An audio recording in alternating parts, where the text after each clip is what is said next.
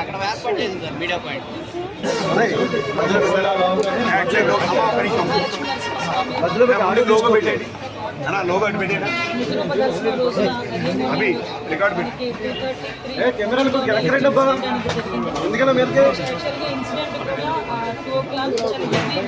Start అయింది అందరికీ తెలుసు. చాలా పెద్ద గాలి దుమారంతో చాలా మురుకులు మెరుపులతో కూడిన భారీ వర్షం అయితే వచ్చింది. ప్రాథమిక నివేదిక ప్రకారం ఆ వర్షం ఏదైతే వచ్చిందో వాటర్ అంతా కూడా గోడ కూలింది అన్నట్టు ఒక ప్రాథమిక సమాచారం ప్రకారం వచ్చిన నివేదిక. ఇంకా కూలంకషంగా వాళ్ళందరూ కూడా ఎంక్వైరీ చేస్తున్నారు. అట్ ద సేమ్ టైం అక్కడ 300 క్యూ లైన్ ఉంది. ఆ క్యూ లైన్ అక్కడ జస్ట్ కరువు ఉంటుంది అనమాట. అంతవరకు అంత హెవీ క్రౌడ్ కూడా లేరు. జస్ట్ కరువు మూలాన అక్కడ జస్ట్ కొంచెం క్రౌడ్ అక్కడ ఉన్నారు. అది మూవ్ అవుతూనే ఉన్నారు. ఎక్కడ కూడా మనకి ఆగిపోవడం కానీ అంటువేదేం లేదు. చాలా అన్ఫార్చునేట్ థింగ్, ఆ గోడ పడిపోవడం వలన సుమారుగా 7 ప్రాణాలు కోల్పోవడం జరిగింది. అందులో 4 పురుషులు ఉన్నారు, 3 స్త్రీలు ఉన్నారు. ఇంకా మిగతా రెస్క్యూ ఆపరేషన్స్ కూడా జరుగుతున్నాయి. సంఘటన జరిగింది అని తెలిసిన వెంటనే ఇమీడియట్గా ఎస్డీఆర్ఎఫ్ బృందాలు, ఫైర్ డిపార్ట్మెంట్, పోలీస్ డిపార్ట్మెంట్, అదేవిధంగా ఇక్కడ పనిచేస్తున్న వాలంటీర్స్ చిన్నపిల్లలైనా వాళ్ళకి చేతులకు దండం పెట్టాలి. నిజంగా వాలంటీర్స్ అయితే ఇమీడియట్గా కొంతమందిని బయటకు తీసుకొచ్చి అప్పటికప్పుడు హాస్పిటల్ కూడా తరలించారు. ఎన్డీఆర్ఎఫ్ టీం కూడా ఆన్బోర్డ్ అయింది. ఎన్డీఆర్ఎఫ్ టీం 2, ఎస్డీఆర్ఎఫ్ టీంలో ఒక 2, fire department and police department అందరూ కలిసి రెస్క్యూ ఆపరేషన్స్ కూడా చేస్తున్నారు.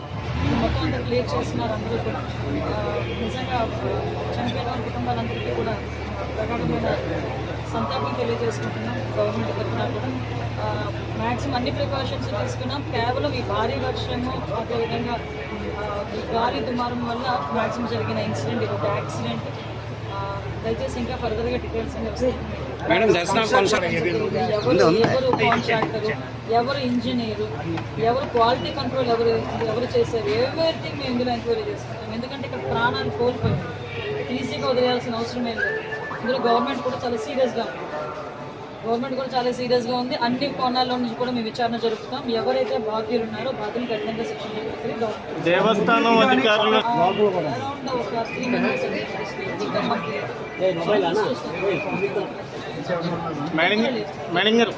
దేవస్థానంలో ఒక 2 days బ్యాక్ 3 days బ్యాక్ అంటే ఈ క్యూ లైన్ మొత్తం ఆ క్యూ లైన్ అన్నీ మేము చెక్ చేసుకోవడం జరిగింది.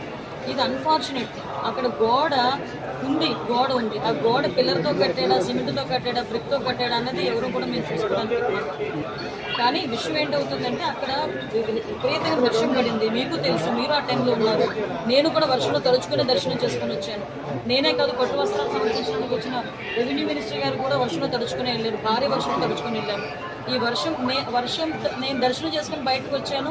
ఇలా ఇన్ఫర్మేషన్ వచ్చింది గోడ కూలిందని. 1 or 2 ఇంజురీస్ అన్నారు.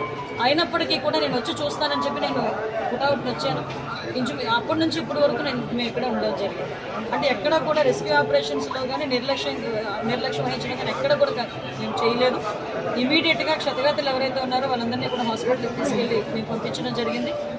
మిగతా రెస్క్యూ ఆపరేషన్స్ కూడా జరుగుతున్నాయి. ప్లీజ్ మిగతా అన్ని కార్యక్రమాలు చేసుకోవాలి.